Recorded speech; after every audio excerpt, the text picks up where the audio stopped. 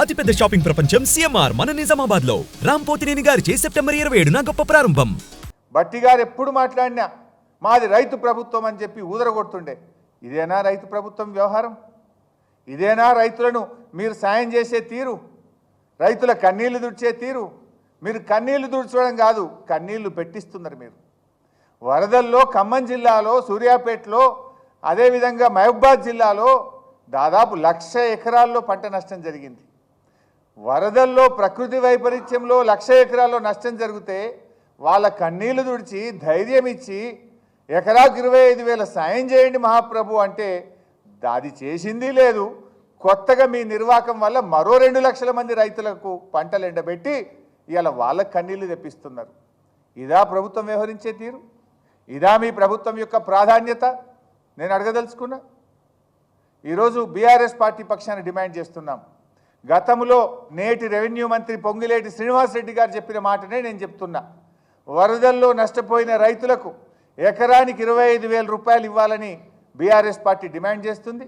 ఇప్పటికి 23 రోజులైనా ఒక్క రైతుకు ఒక్క పైసా కూడా మీరు సాయం చేయలేదు. తక్షణమే రైతులకు ఎకరానికి 25,000 రూపాయలు విడుదల చేయాలని డిమాండ్ చేస్తున్నాం. 2, మీ నిర్వాహకం వల్ల, మీ తప్పిదం వల్ల, మీ నిర్లక్ష్యం వల్ల ఈరోజు చాలా పంటలు ఎండిపోయినాయి. అది ప్రకృతి వైపరీత్యం అయితే ఇది కాంగ్రెస్ వైపరీత్యం. ఏదైనా నష్టపోయింది రైతు. అందువల్ల ఆ రైతులకు సాగర్ ఆయకట్టు నీళ్లు అందించడంలో ప్రభుత్వం విఫలమైంది కనుక సాగర్ ఆయకట్టు నీళ్ళు అందక పంటలు ఎక్కడెక్కడైతే ఎండిపోయినాయో వాటిని కూడా ఎన్యూమరేషన్ చేసి వరద నష్టంలో నష్టపోయిన రైతులతో సమానంగా వీరికి కూడా ఎకరానికి 25,000 రూపాయలు ఇవ్వాలని బీఆర్ఎస్ పార్టీ డిమాండ్ చేస్తుంది. ఇవాళ వరద నష్టం వల్ల సాగర్ పరివాహక ప్రాంతంలో ఒక 60,000 ఎకరాలు పోయింది ఖమ్మంలో.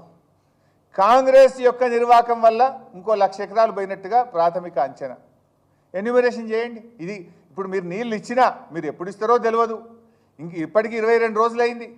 ఎన్ని రోజుల్లో ఇస్తారో స్పష్టత కూడా లేదు. ఇప్పుడు ఇచ్చినా చేతికి రావు.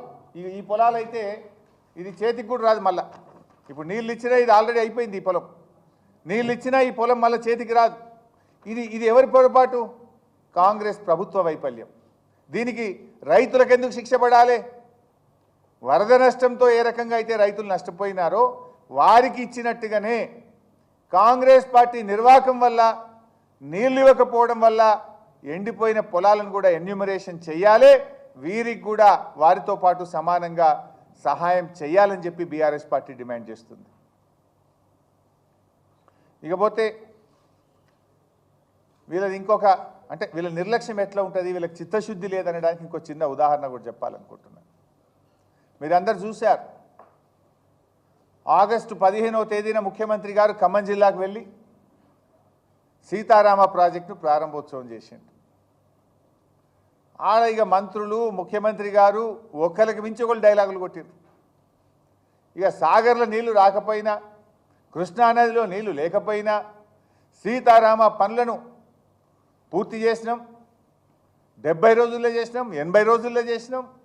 ఇక ఇంత గొప్పగా ఎవరు చేయనే లేదు. సాగర్ నీళ్లు రాకపోయినా సీతారామ నీళ్లను వైరా రిజర్వాయర్కు నింపి వైరా దిగువన 1,70,000 ఎకరాలకు నీళ్లు అందిస్తామని జిల్లా మంత్రులు, ముఖ్యమంత్రి గారు పోటీలు పడి చెప్పినరబ్బా.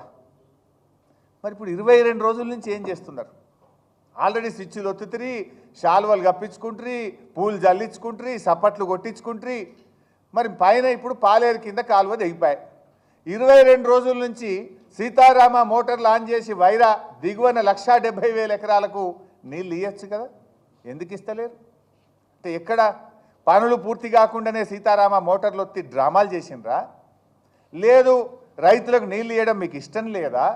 ఎందుకు సీతారామ ద్వారా వైరా దిగువన 22 రోజుల నుంచి నీళ్ళు ఇవ్వలేదు అని నేను సూటిగా అడుగుతా ఉన్నా. మీరే చెప్పింది కదా, సాగర్ నీళ్ళు రాకపోయినా మేము సీతారామ నీళ్ళు ఇస్తాము అన్నారు. ముఖ్యమంత్రి గారే వైరా బహిరంగ సభలో పెద్ద పెద్ద మాటలు చెప్పారు. ఎందుకు ఇవ్వడం లేదని నేను అడుగుతా ఉన్నా. సుమన్ టీవీలో మీ పర్సనల్ అండ్ బిజినెస్ ప్రమోషన్స్ కోసం కింది నెంబర్కి కాంటాక్ట్ చేయండి.